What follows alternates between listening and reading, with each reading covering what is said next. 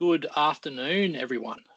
Thank you all for joining us for the first webinar in our Master Code engagement series. We're excited to have all of you with us. So I'm Graham Cooper. I'm a policy advisor here at the National Heavy Vehicle Regulator, and I'm part of the Safety Duties and Codes team. So I'll be presenting some of this afternoon's session along with my colleagues, Jane Norton, who's another advisor based down in Melbourne and the other member of the Safety Duties and Codes team. And also we're joined by Sophie Hyde, who's an advisor based in Adelaide, and she's a member of the Standards and Advice team. So thank you for your time and attention this afternoon. Just one snappy housekeeping element as a fire truck drives past my place. I've activated the Q&A chat function in Teams, so please post your questions in there, and we'll get to all of those that we can at the end of the session. We ran this session this morning as well, and we have our presentation is an hour, say, and then so we've got plenty of time for questions at the end within our allotted hour and a half. So let's kick off the process of reviewing the Master Code and producing our updated version. Obviously gave us the opportunity to engage with and receive feedback from hundreds of participants across the heavy vehicle industry. What became obvious to us is that there are many different versions of CoR out there, and that it means many different things to different people. For many people, the term CoR is used as a shorthand for complying with the prescriptive requirements around mass dimension loading, speed, fatigue, and vehicle standards. And you'll hear us talk about that in particular as a recurring theme across the presentation.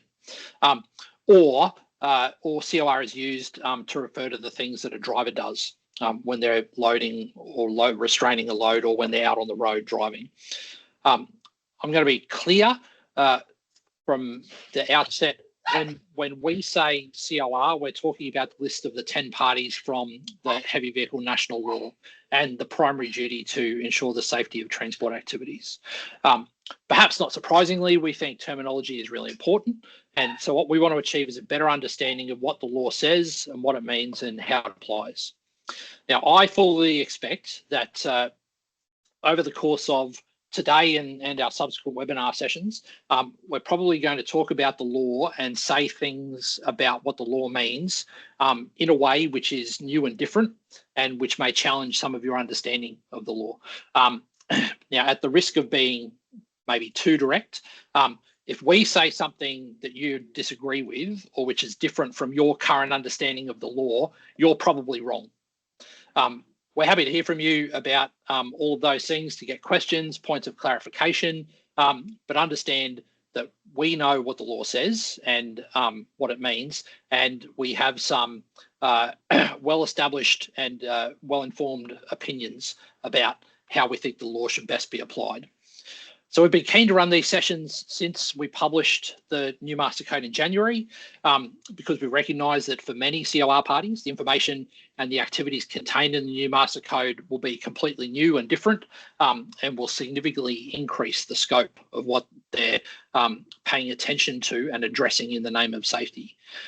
So we thought it was reasonable to create this opportunity for people to hear from us directly, and to create hopefully a baseline of understanding.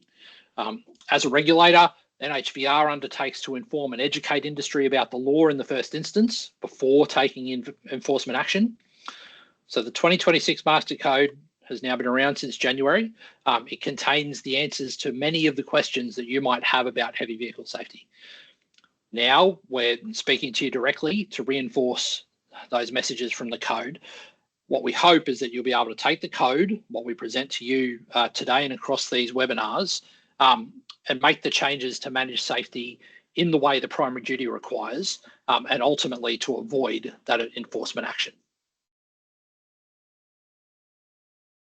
Here's just a quick reminder of the 4 webinars that we've got scheduled for the series.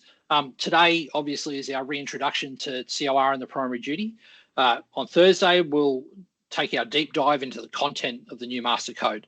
Next Tuesday, we'll wade into human factors and the human factors activity. So managing fitness to work and fitness to drive, managing driver health, managing fatigue, and managing distraction and inattention. And that session next Tuesday will be delivered by our human factors experts from here at the NHVR. Next Thursday, then, we'll bring all the content together and explore how you can use the master code to manage safety, heavy vehicle safety in your business. So we hope you can join us online for each session, but just a reminder, the webinars will be recorded and they'll be available for viewing in the first instance by those of us who registered for each of the webinars. Thanks also to the few of you who've submitted questions in advance of the webinar. As I said, we'll get to those at the end. Certainly, pop your questions in the Q&A chat, or if for some reason that's not working, and I did hear a couple of get a little bit of feedback after our first session that some people weren't able to post in the Q&A. Send your questions through to codes@nhvr.gov.au if you can't post them in the Q&A chat, but that'll be the easiest place for us to find them after after we've finished with our presentation. So the purpose of today's session, as I mentioned in the intro, we thought it was important to run this reintroduction section because unfortunately we still hear many inaccuracies and untruths about COR, the primary duty, and what it means to meet these obligations.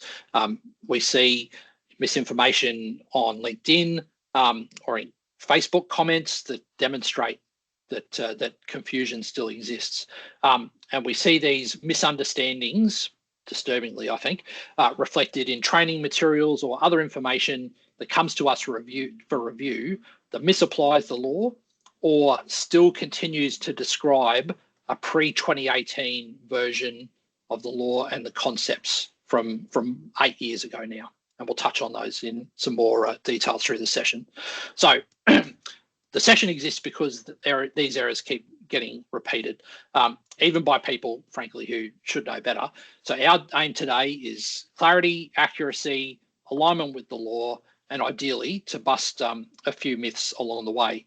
So today we're going to have a look at COR and the primary duty, executive due diligence, and then the principles of shared responsibility, influence and control, and then we'll wrap up with a case study that illustrates the serious consequences of breaching the primary duty.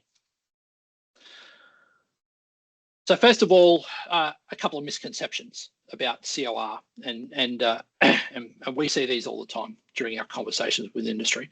So the first one is the idea that responsibility gets passed around as a COR party like a hot potato, as if the duty only exists for a moment in time while you're handling it effectively, and then it disappears when you hand it over to another party. But of course, that's not how you achieve safety. Instead, the things you contribute to a transport activity remain your responsibility for the duration of the activity. So until the journey or until the task is complete. Parties involved in the activity will have to do things before, during, and after transport to keep the public safe while the vehicle's on the road. And the law doesn't allow the primary duty to be transferred or delegated to another person. The second misconception is that because the duty is shared, each person's share of the duty is somehow made smaller. Again, that's not how you achieve safety. So collectively, the parties involved in the transport activity must ensure that risks are eliminated or minimised and that the journey or task is completed safely. Each party will ultimately be responsible for ensuring safety in relation to the things they do, and they must do what's reasonably practicable for them to do, regardless of what others are doing or should be doing. So if this produces some overlap or redundancy, excellent, that's fine. It's the good kind of redundancy. Let's say it's like having an emergency parachute. The third misconception is that the law tells each COR party exactly what they have to do, that there are different duties and it all depends on which party you are. So the primary duty only requires one outcome, that all COR parties ensure the safety of their transport activities so far as reasonably practicable. But it doesn't prescribe how parties should achieve that outcome. So this is because what each party is required to do will depend on the activities they're involved in and the risks those activities create, the scope and scale of their business and the specific operating environment and the circumstances of their business. It's impossible to create a list that would define all those requirements for each and every business. Because they do different things, each business has different opportunities to eliminate and minimize risk, but each of them must be working towards the same outcome and implementing controls to achieve so far as reasonably practicable. And now I'll hand over to Jane.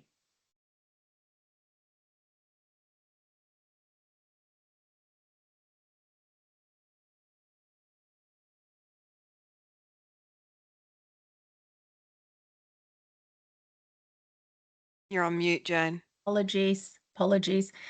Chain of responsibility as a concept has been part of Australian road transport law for more than 2 decades now. How it applies changed significantly in October 2018 with the introduction of the primary duty. Before then, COR was about parties being liable when a driver committed an offence. So the picture on the left. If a COR party was charged, they would then have to prove they had taken reasonable steps to prevent the breach. This was called the reasonable steps defence, but it's no longer part of the law. If a COR party was charged, So chain of responsibility operating in this way is still a myth we hear regularly. Since 2018, instead of being liable when a driver does something wrong, COR parties are only liable if they haven't done what they could have reasonably done to ensure the public is safe when a heavy vehicle is used on the road. A good way to look at it is to see COR as an extension of workplace health and safety law. It uses the same terms and principles, but its object is not to keep workers safe in a workplace. Its object is to keep the public safe when heavy vehicles are used on a road. As with workplace health and safety law, it's a positive, proactive duty to implement controls to manage risks. As Graham said, we unfortunately do still hear the term reasonable steps being used quite often. So recently, we heard it 3 times in 1 week from sources that, quite frankly, should know better. The term reasonable steps is now a red flag for us. If we hear or see it being used in relation to chain of responsibility, we question whether that person knows what they're talking about, and you should too. There's only one place in the Heavy Vehicle National Law where it remains relevant, and that is executive due diligence, which we'll get to later on. Before October 2018, so the previous version of the Heavy Vehicle National Law, the focus was on driver breaches. Businesses reacted after something went wrong, and they relied on proving reasonable steps after the event. Chain of responsibility was treated more like compliance paperwork. Since October 2018, so the current law, there's a primary duty on each chain of responsibility party to ensure safety. It applies before an incident occurs. The standard is so far as reasonably practicable, and the focus is on end-to-end safety. So the Heavy Vehicle National Law deliberately distinguishes between the primary duty, and the standard is complying with that is reasonably practicable, and executive duty, which actually does include a reasonable steps defence. Section 26D3 provides that due diligence includes taking reasonable steps to do a number of things, including acquiring and keeping up-to-date knowledge of safe transport activities, understanding the nature of the entity's transport activities and associated risks, ensuring appropriate resources and processes to eliminate or minimise risks, ensuring processes for compliance with safety duties, and verifying that those resources and processes are actually implemented. So this is the primary duty, which is the legal obligation that each party in the COR must meet. We're going to have a look at some of the terms in red in a little bit more detail. So the primary duty is a duty-based law like workplace health and safety and comprises of 2 parts. So part A on the left. What's required depends on the situation, but the law doesn't specifically state how to achieve safety. It means that what a business must do depends on the types of transport activities it's involved in and the scope and scale of their operations. So, excuse me, importantly, something doesn't need to go wrong for the primary duty to have been breached. If your business is not doing something and that something causes the primary duty to be breached, then it's not meeting its duty, even if nothing has gone wrong yet. Part B on the right is a prohibition against causing or encouraging breaches of the HVNL. A party must not cause or encourage anyone to breach the HVNL or drive it to speed.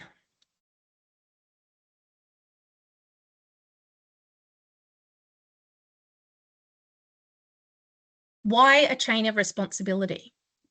Once upon a time, drivers were responsible for everything that happened on the road, even when they had little influence over what was being transported or where or when. So it became apparent that there needed to be a level of accountability created for everyone else, in addition to the driver, who was responsible for influencing the way heavy vehicle journeys and tasks were undertaken. Hence, chain of responsibility concept was born and has been part of Australian road transport law now for more than 20 years.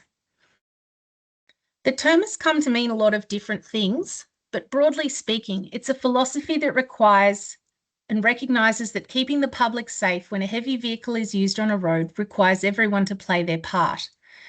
It's also important that we flag there's no such thing as a chain of responsibility law or CoR law. This is a misconception we also hear thrown around a lot. Rather than a CoR law, chain of responsibility is a specific legal definition within the Heavy Vehicle National Law. So the main things you need to know about chain of responsibility or CoR is that there are 10 defined parties. So on the screen there, the 10 parties, but 6 of them have nothing to do with owning or operating a truck. Instead, the definitions make you a party anytime you use trucks to move goods, meaning most businesses in Australia would be CoR parties, even if they have not heard of chain of responsibility or the Heavy Vehicle National Law. You're a party because of the things your business does, which fit the definition, and you remain a party for the duration of the transport activity or journey or task, not just for the moment in time you happen to be packing or loading or scheduling. Taken together, the CoR party definitions are very broad. They're intended to cast a very wide net and to capture within them as much of the supply chain as possible.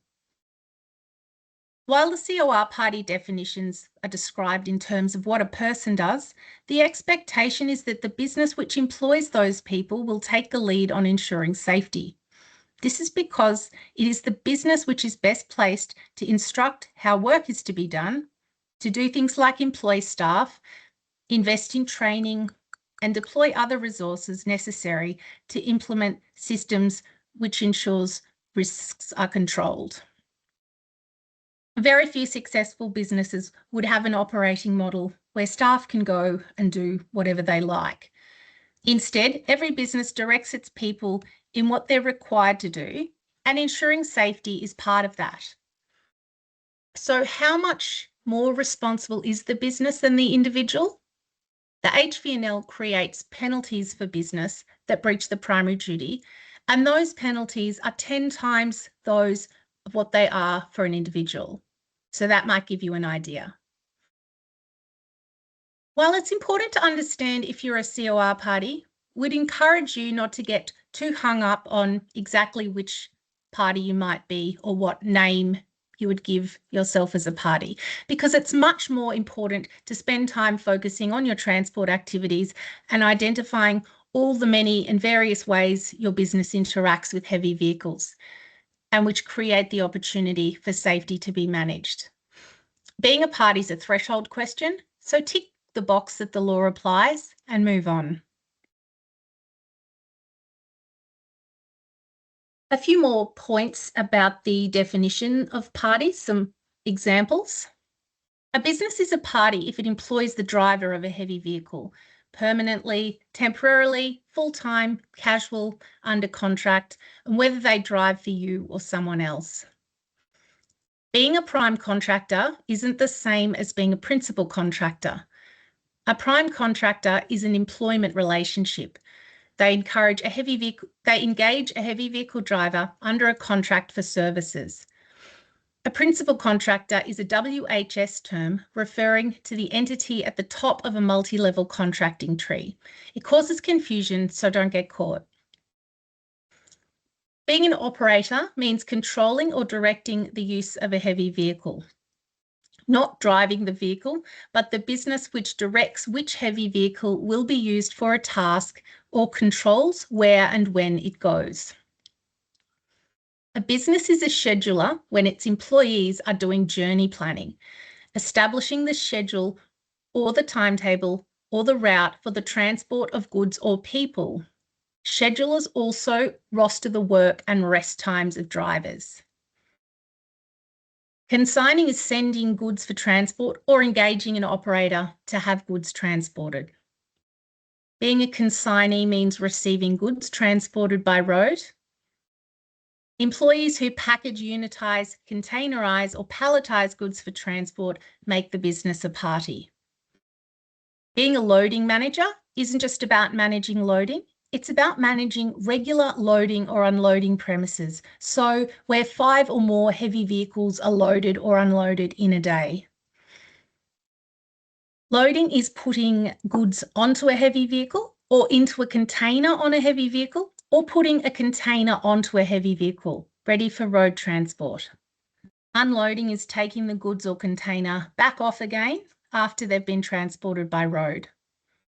So to make the point as clearly as we can, if the employees of a business do any of these things, that business is a party in the chain of responsibility.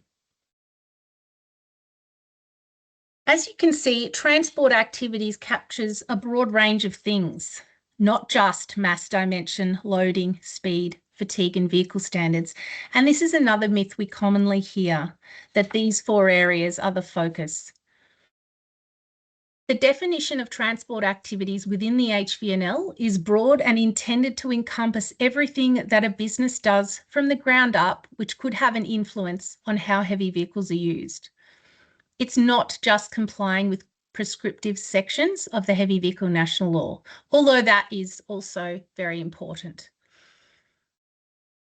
In fact, the definition of business practices deliberately includes things which occur off-road, like developing operating policies and procedures, the human resources and contract management arrangements of that business. It was our intention that this much broader definition is reflected in the activities we've included in the 2026 Master Code. So the definition of transport activities includes things done at different times, in different places and in different ways. Examples of transport activities that might not immediately spring to mind are things like how you design and operate loading docks, programming telematic systems or using monitoring devices, how you recruit, hire, train and pay employees, how you make contracts and the terms you include, and how you would plan loads, your choice of lashing equipment, or the thickness of plastic for wrapping pallets. All of these and anything else your business does that's related to the use of a heavy vehicle on the road is part of your transport activities. The primary duty requires you to carry out these activities in a way that keeps the public safe when a heavy vehicle is used on the road. You may have noticed on the previous slide that outlined the parties, a driver is not a COR party. And that's a myth that we also hear, that chain of responsibility is for drivers or a driver is a COR party. An employed driver isn't a COR party. So drivers have around 100 prescriptive obligations in the HVNL. Many of these prescriptive obligations relate to like permit offences, logbook offences, and compliance with things like mass dimension and load restraint. And this is, of course, in addition to their statutory obligations, things like following the road rules, adhering to the speed limit, making sure they have the correct license, things like that. So it is true technically a driver can be considered a party if they are also undertaking one of the listed activities, such as loading or unloading. But putting it like this imagines that the loading or unloading is a surprise or that it happened by accident.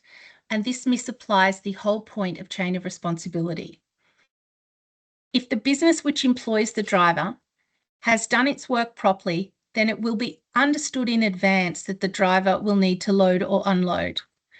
The business will take that into account when planning the activity and provide training, information, or equipment to the driver so they can complete the task as required. The driver does their work as an employee, and the business discharges its duty by instructing the driver on how to execute the task. So business taking the lead. We often hear things like, my employees look after our COR, or I have a health and safety person, or I have a COR person, so it's all good. However, while individuals can be a COR party, the expectation is that the business that employs them is expected to take the lead in ensuring the primary duty is discharged. This is because employers generally control things like hiring, procurement, training, work practices, and resources. Think of it like this. COR is work that the business has to do in advance of a transport task being undertaken, not something that the driver is responsible for when they're out on the road. The point that we would hope you take away about being a COR party is that it requires planning and preparation on the part of the business undertaking the activity, not problem solving by the driver. The best safety outcomes will always be achieved when the business takes advantage of the time and information available to make a plan, then instruct the driver on how to execute that plan. The worst safety outcomes occur when drivers are required to problem solve at the point of loading or on the side of the road with no time, extra pressure, and in the absence of good information. Just to reinforce the point about penalties, just want to show you here. So you can see the penalty for a business is roughly 10 times that for an individual for the same category of offence. So that really illustrates the business is more responsible for safety.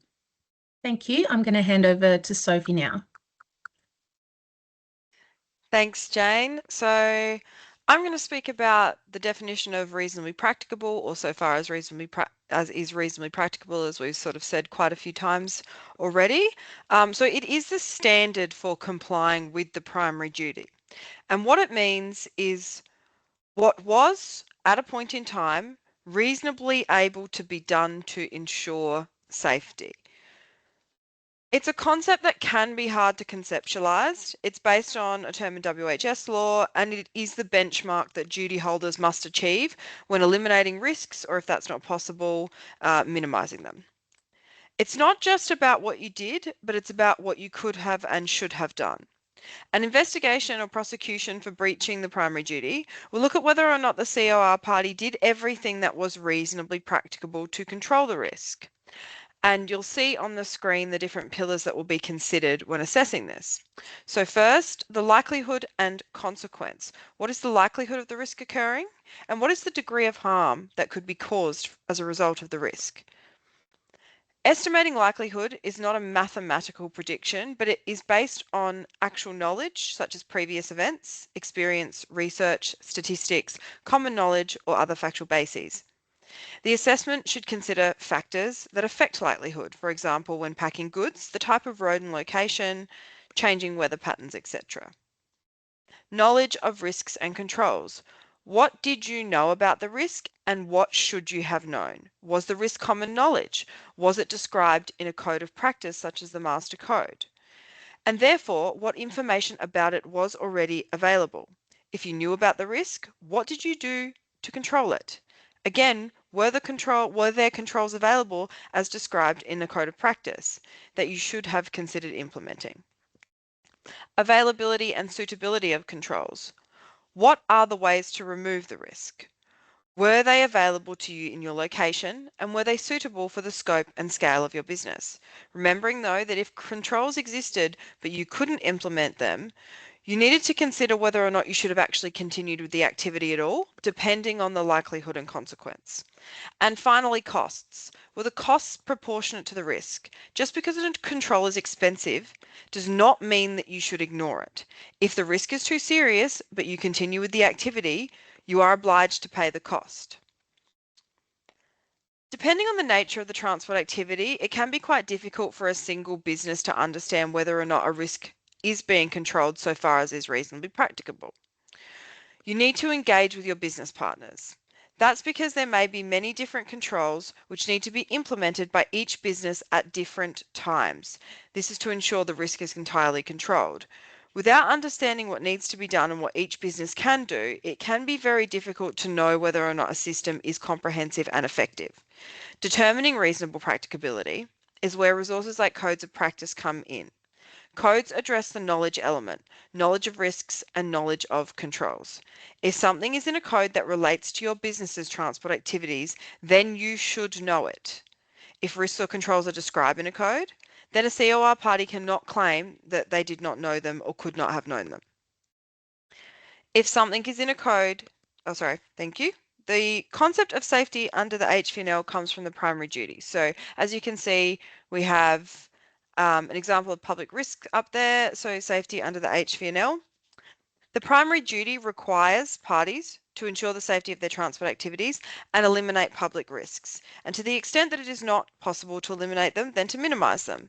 Again, referring to the diagram on the screen, it's an intentionally broad term and includes risks to public safety, such as the safety of drivers and passengers, the safety of persons or property on or near roads, of damage to vehicles and roads, damage to road infrastructure, and harm to the environment. The HVNL focuses a big emphasis on public safety. In fact, promoting public safety is the first objective in the law. Every time a heavy vehicle is used on a road, you should consider which risks it presents to the public. Ask yourself whether or not your business is adding to those risks because of what it does and what it can do to reduce the risks. So hazards and the public risks. You'll see on the screen some examples of some hazards. So loads not adequately restrained, driver inattention, vehicle being poorly maintained, safety systems or components not functioning as intended, and safety not being integrated into commercial arrangements. So these examples are taken directly from the Master Code, and we will cover that in much more detail in Thursday's session. But they help illustrate how hazards potentially impact on public risk. The Master Code stops at hazards and doesn't actually describe specific risks because the risks that are created by the hazards will be unique to the operating environment and the circumstances in each business. So we believe this is an important analysis of users of the code because you need to have a think about the potential consequences of the hazards when they're identified. But some examples of some hazards that relate to the risks that you can see on the screen.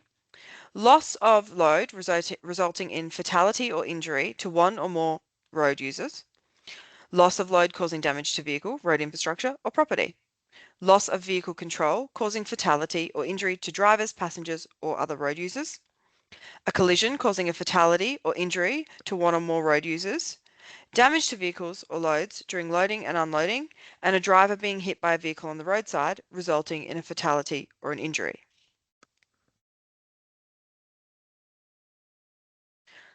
So, referring back to one of the myths, I don't own trucks, I'm not a party. As Jane previously mentioned, 6 of the 10 parties in the chain of responsibility may not own heavy vehicles or employ heavy vehicle drivers. Businesses that use vehicles to send or deliver goods or perform tasks are still parties in the chain of responsibility, even if they don't own vehicles. Likewise for organisations that fix roads, fight fires, repair power lines or drill pipelines, or that run depots, land yards, landfills, sale yards or construction sites. many operations that may not immediately spring to mind, such as major event organisers, schools, prisons. Most primary producers rely on heavy vehicles to move people, goods, or livestock. Most local and state governments need heavy vehicles to deliver services like gardening and rubbish collection. All of these and many others are parties in the chain of responsibility. No matter what your organisation does, the way it operates can impact on the safety of a heavy vehicle when it's on the road. Whether it's to do with the vehicle, the load, the driver, the schedule, or some other factor, identifying that impact and making it a positive one is your primary duty.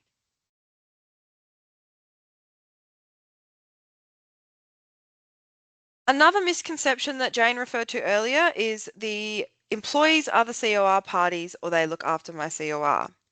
As you can see, this slide refers to executive due diligence, which we briefly touched on earlier. It is the business that is expected to take the lead on safety because it is the business that can best influence how work is done, policies are established, training is provided, and how its resources are deployed.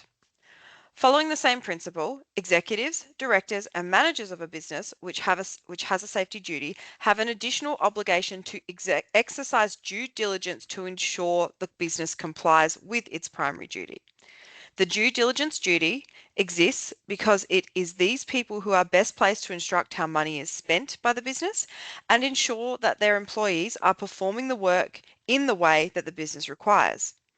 The term is defined in the HVNL, again based on WHS law, and means obtaining information about activities, risks and controls, implementing and resourcing risk controls, monitoring effectiveness, receiving feedback, and continually reviewing and improving risks. Exercising due diligence is an ongoing duty, not a case of set and forget. To highlight its importance, we've actually included it as an activity in the 2026 Master Code, ensuring executives understand the business, reinforcing the need for information and reporting to flow upwards from the business to those who hold an executive diligence duty, due diligence duty. The due diligence duty creates a personal liability for executives, directors, and managers. So if this is something you are unfamiliar with and you fall into one of these categories, we highly recommend you go back to the Master Code and find out more information. Prohibited requests and contracts under 26E of the HVNL. This is another important part of Chapter 1A. Section 26E makes it an offence for any person to request, direct or contract in a way that would cause or encourage a driver to breach fatigue requirements or speed limits, or that would result in another COR party causing a driver to breach fatigue requirements or speed limits. You can see that there are two parts to 26E currently on the screen: prohibited requests and prohibited contracts. So I'll give you a moment to read through both of those on the slide.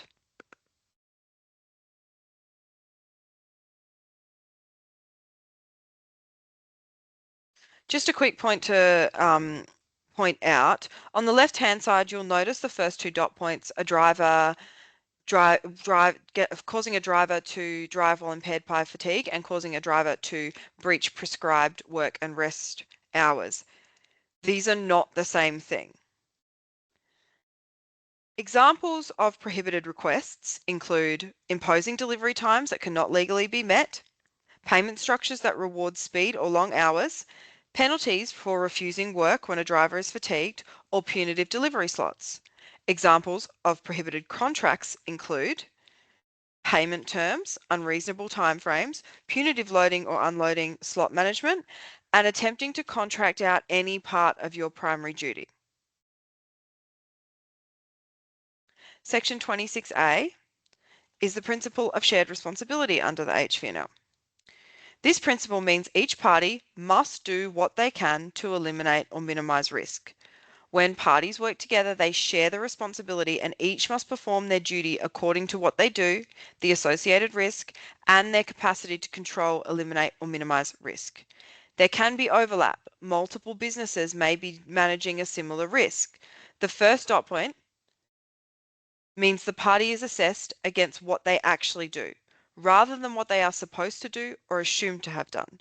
Work done versus work imagined is how WHS law describes it.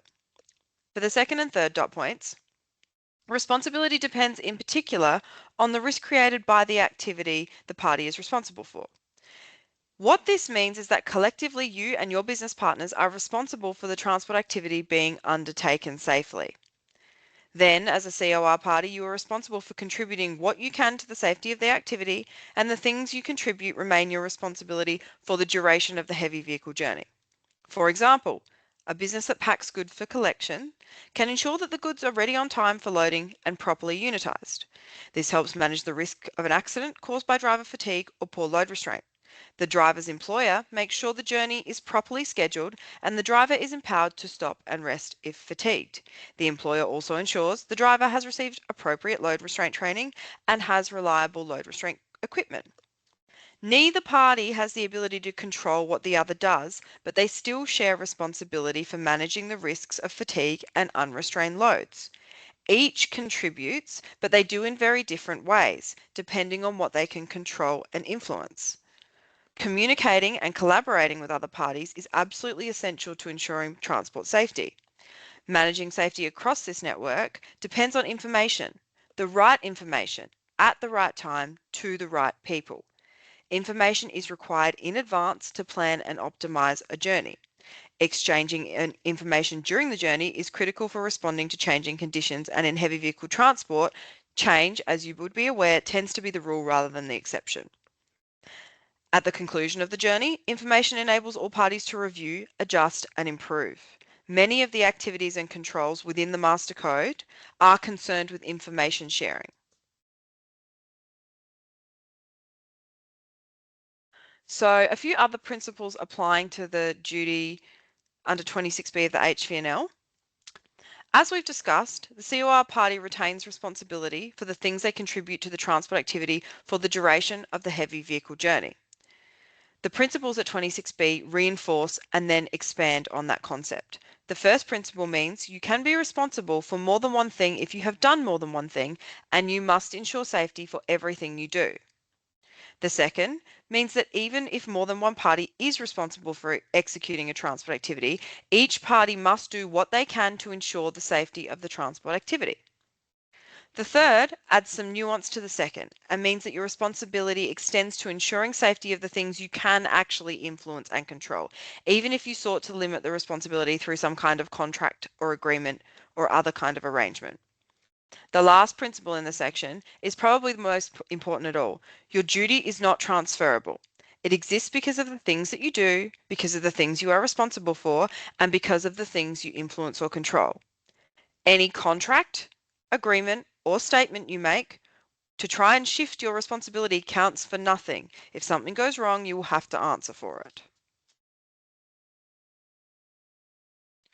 Working with other businesses. So we do acknowledge that working with other businesses does have the potential to create new hazards and risks, but these need to be managed no differently than any other risks in terms of the primary duty.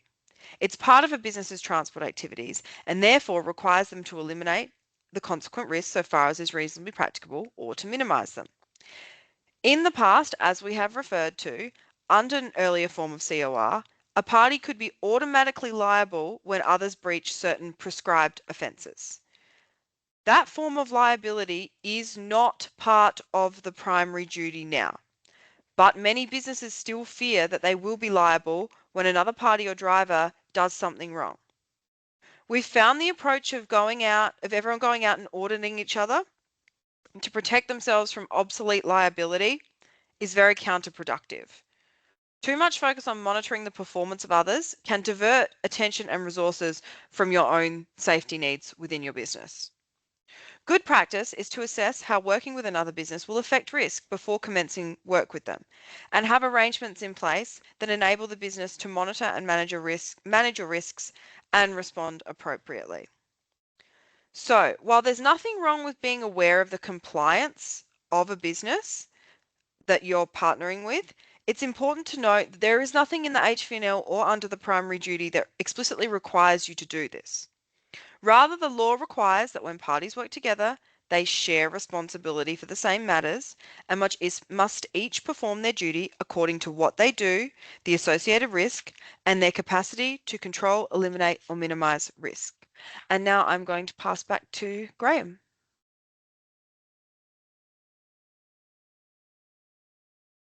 Thank you, Sophie.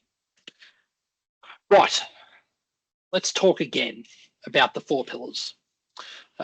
Obviously, we've spoken at various points across the last hour about the myths of COR, and the 4 pillars is almost certainly the greatest of them all. So to be fair, historically, the NHVR and indeed the 2018 Master Code participated in that myth too. So of course, the myth is that COR amounts to compliance with the prescriptive requirements of speed, fatigue, mass dimension loading, and vehicle standards. What it means though, or what it was interpreted to mean, was that if I'm a business and I'm not getting tickets and I'm not being defected, then I'm good at managing safety. And it also means that COR only starts when the truck hits the road. Of course, we've seen today the definition of transport activities and how broad it is. So we know that focusing exclusively on these 4 areas of risk can't possibly be the totality of the duty. Instead, we think that the obligation on a COR party looks a bit more like this.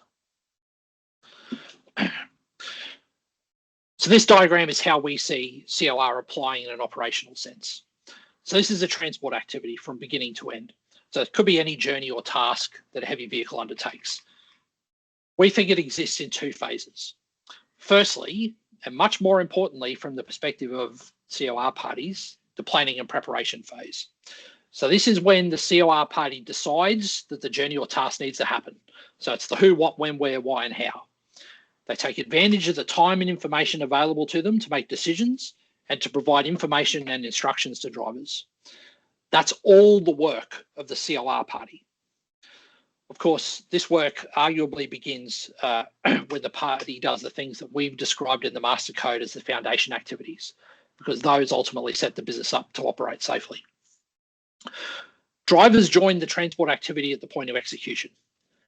They undertake the task based on the information and instructions they've received from the COR party. They combine that with their training skills and experience, and they execute the task in accordance with the prescriptive requirements of the law. The execution phase is about speed, fatigue, mass dimension loading, and vehicle standards, but not because of COR. Drivers don't speed because the law says they can't speed. They don't drive fatigued because the law says they can't. They comply with mass and dimension limits, with the loading requirements and the loading performance standards because the law says they must, not because of COR. COR is not their job. In terms of the primary duty, that applies to the COR party throughout the whole duration of the transport activity. It's the duty starts when they start planning and preparing, and it continues until the task is complete. I think this is one of the most misunderstood elements about being a COR party. So instead of 4 pillars, which equate to safety being a prescriptive consideration, we think that there are 4 perspectives for ensuring safety when a heavy vehicle is used on a road. The perspective of drivers, vehicles, loads, and journeys. Everything you do as a COR party, each one of your transport activities will be linked to one of these perspectives. As a COR party, these are the kinds of things that you're going to gather information about and make decisions on during the planning and preparation phase before the journey begins. Like the primary duty, these are outcomes-based considerations, and each party can decide for themselves how to get there. Sitting across the top of the 4 perspectives is, of course, the foundation activities, which we say apply to every COR party all the time, regardless of what activities they're engaged in. And underpinning everything is information, feedback, and escalation. When you compare the 4 lists here of these different perspectives with the 4 pillars of speed, fatigue, mass dimension loading, and vehicle standards, you can see that there would be massive gaps if you were only focused upon those 4 really operational areas of risk rather than what your transport activities requires of you. I'll pass back over to Jane for a case study. Thanks, Coops. So we're going to talk now about a fairly prominent prosecution, very sad event. So in April 2020, there was a collision that occurred on the Eastern Freeway in Melbourne, in which a heavy vehicle collided with and hit 4 pedestrians on the side of the Eastern Freeway. And this case illustrates the importance of the primary duty and the executive due diligence duty. So Task Force Paragon was established to investigate this tragic set of circumstances. So at the time, the driver was found to be driving while fatigued and under the influence of drugs and alcohol. The investigation focused on systemic safety failures and not just driver behaviour, so particularly fatigue management practices across that business. The investigation found a number of things, including widespread fatigue breaches across the business, including drivers working well in excess of their work and rest limits. Across approximately 1,900 driving shifts, more than 800 shifts had multiple fatigue breaches. Supervisors and senior management were endorsing or ignoring breaches. Supervisors checked and endorsed over 500 of the 800 offending shifts. Only 22 breaches within the 800 shifts were identified by the company. There was also evidence found of falsified timesheets using other employee names to avoid detection, and these were approved and signed off by senior management. Ineffective or non-existent fatigue management systems, despite known risks, and an overall failure to ensure safe transport activities rather than isolated driver error. Thank you. So as you can see, the company and its leadership were prosecuted for breaching the primary duty and in relation to their executive duty, resulting in a number of convictions and very serious penalties. Just want to mention, of course, these were all in addition to the prosecution of the driver for his part in this collision crash. So during sentencing, the judge made some important comments in relation to the primary duty and executive due diligence that really emphasise and highlight the importance. So the primary duty under the HVNL and its obligations are fundamental to ensure safety, as it's well known that speed and fatigue are major contributors to deaths on Australian roads. Industry must be made aware of the dangers that heavy vehicles pose to road users, excuse me, and the consequences of their actions. Obligations under the HVNL are not the same as for normal companies due to the type of risk that heavy vehicles pose to others on the road. Executives of companies and people who hold positions of influence in companies must ensure they have an active role in ensuring their company complies with its primary duty under the HVNL. Managing directors cannot put their hands over their ears and eyes to avoid responsibility. Managing directors must take positive steps to monitor and ensure compliance with the HVNL and company policies. So just some interesting remarks there from the judgment. So think of it like this. Chain of responsibility is work that the business has to do in advance of a transport task being undertaken. It's not something that the driver should be responsible for when they're out on the road. The point we would like you to take away from today is that being a COR party requires planning and preparation on the part of the business undertaking the activity, and it's not problem solving by the driver. The best safety outcomes will always be achieved when the business takes advantage of the time and information available to make a plan, then instruct the driver how to execute that plan. And the worst safety outcomes occur when drivers are required to problem solve at the point of loading or on the side of the road with no time, with additional pressure, and in the absence of good information. Thank you. Thanks so much, everyone, for coming today or for listening in. And we're happy to take questions now. Thank you, Jane. A few good questions come through on the chat. Thank you, everybody. Denise, your comment, yeah, I agreed. Of course, there is the safety of drivers is one of the risks that's contemplated by the definition of public safety and public risk, and you would have seen that flow through in that that slide with the various definitions cascading on it, and of course there is that obvious element of overlap between WHS law and CoR and the primary duty in terms of the ensuring the safety of the driver in the heavy vehicle when the heavy vehicle is a workplace.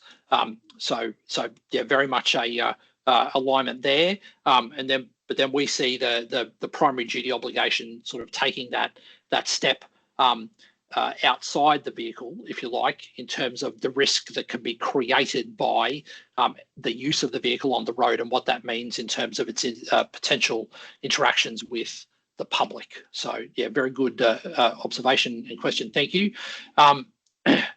Andrew Taylor, questions in respect of TLIF 0009 to ensure adherence with the master code, etc. If you like.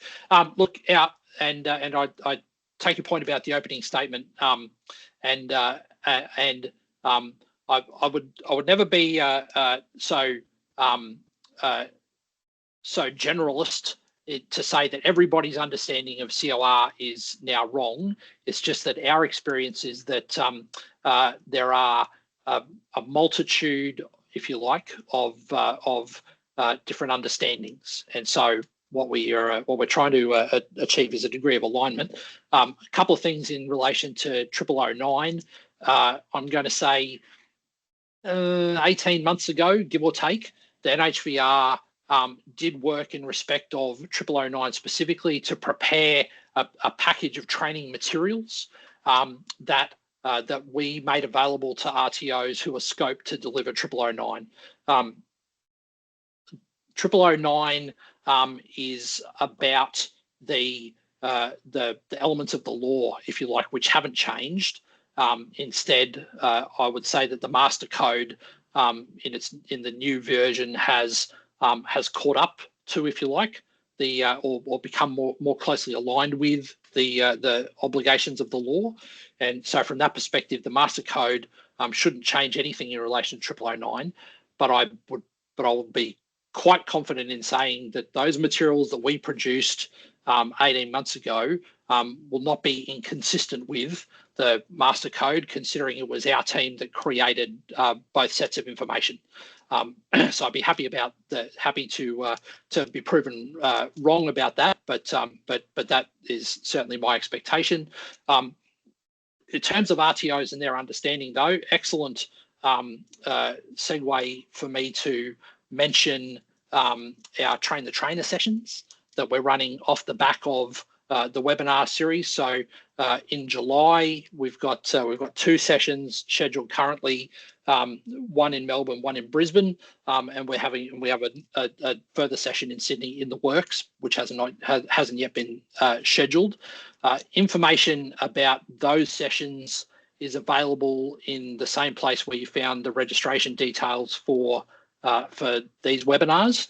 So if you're operating in the RTO space, the consultant space, if you're an industry association or some other sort of advisor to the heavy vehicle industry, please, we would encourage your participation in the trainer sessions. They'll be delivered face to face.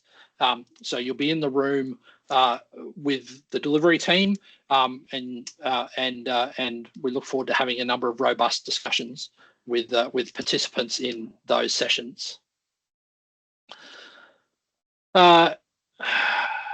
Matt, your question about scheduling, I think is a good one, and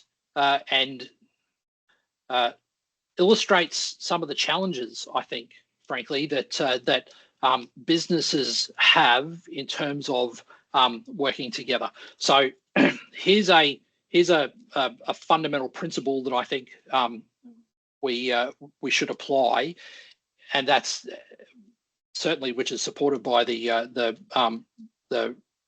requirements of the law. If you are dictating particular terms of how a transport activity is to be undertaken, you should expect to be held accountable for what you are opposing on other parties. So to your point about scheduling here, a load needs to be from A to B by a particular point in time. That is absolutely a scheduling activity, and if somebody is obliged to adhere to what those terms that have been dictated, perhaps because there is some penalty attached to it or something like that, then you would be responsible for the terms that you have imposed on the other parties. So if you contemplate it from the other side, in circumstances where a different party or another party doesn't have the opportunity to make a different safety-based or safety-informed decision, then the things which you're imposing upon them will be your responsibility, without question.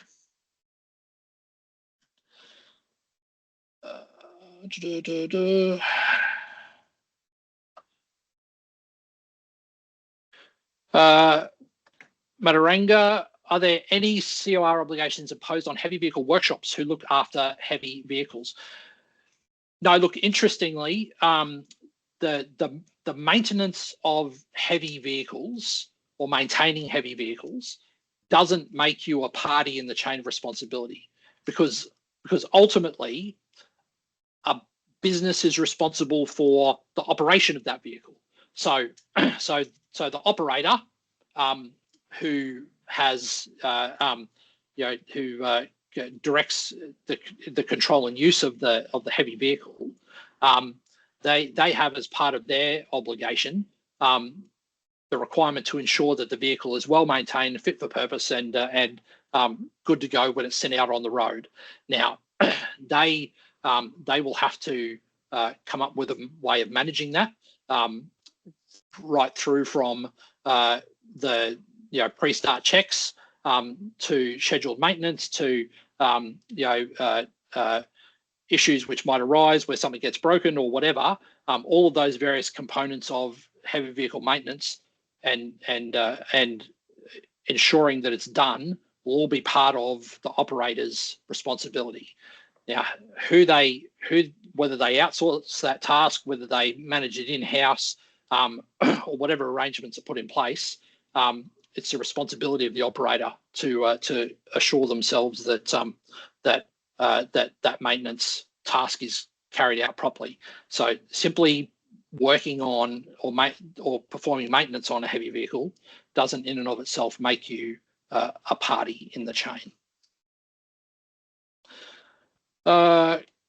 Chris Bird, with the rise of automated vehicles in the workplace overseas, are there trends or information the NHVR sees as pertinent to call out within the code, or that you believe will inform the next lot of changes to the code? Look, I think Chris, it's undeniable that that the pace of technological change is ever increasing, and so and certainly a number of the safety systems within vehicles currently have almost an autonomous response component to them. Now, how that sort of ultimately translates in terms of fully automated vehicles, I suppose is something we're just going to have to wait and see, particularly in the heavy space. But certainly to the extent that there's an autonomous component to the safety systems which are currently embedded in more modern vehicles, we're advocates for those sorts of safety systems, and we would encourage people to obviously do their due diligence in respect of it. But our first piece of advice is to always choose the safest vehicle you possibly can, which is fit for purpose for the task you want to put it to.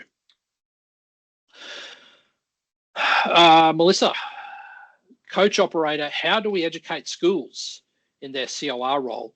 We deal with teachers who just use Google Maps and want to be somewhere more quickly than we can achieve.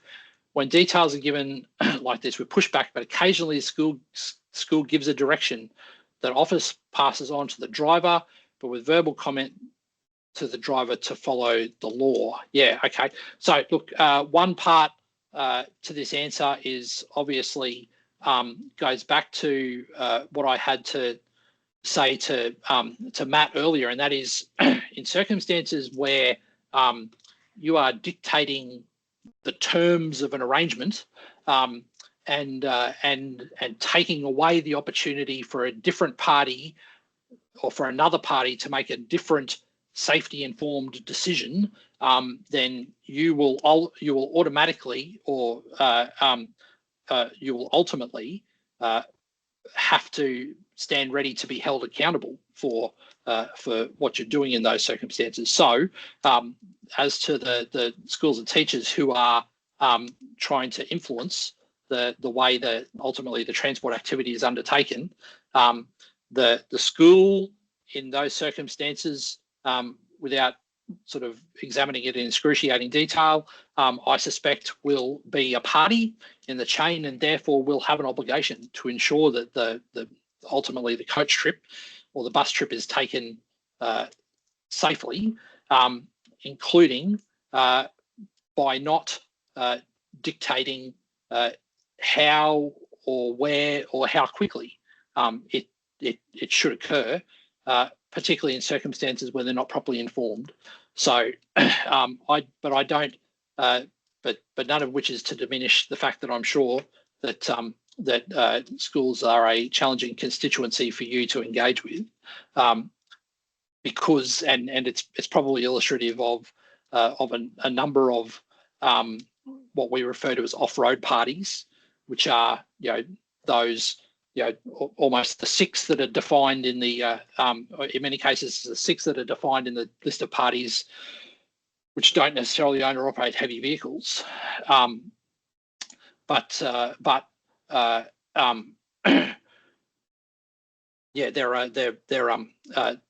it's hard to have them understand the elements that ultimately contribute to heavy vehicle journeys being undertaken safely.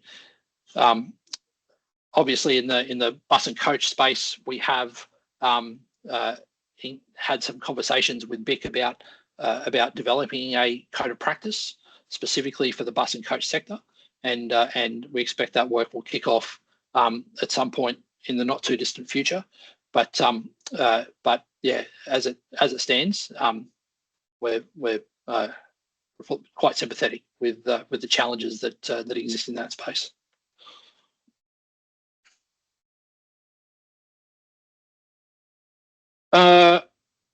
Any further questions from anybody?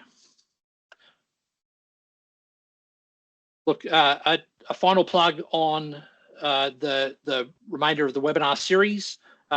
Thursday for our deep dive, next week for human factors, and then ultimately next Thursday for how to use the code. Please join us across the series. We would love to have you with us. Questions or comments or matters arising, certainly happy to get emails at our codes inbox, which is up on the screen there. Otherwise, I will say thank you very much for your time and attention. We very much appreciate it. And hopefully we'll see some of you back online on Thursday.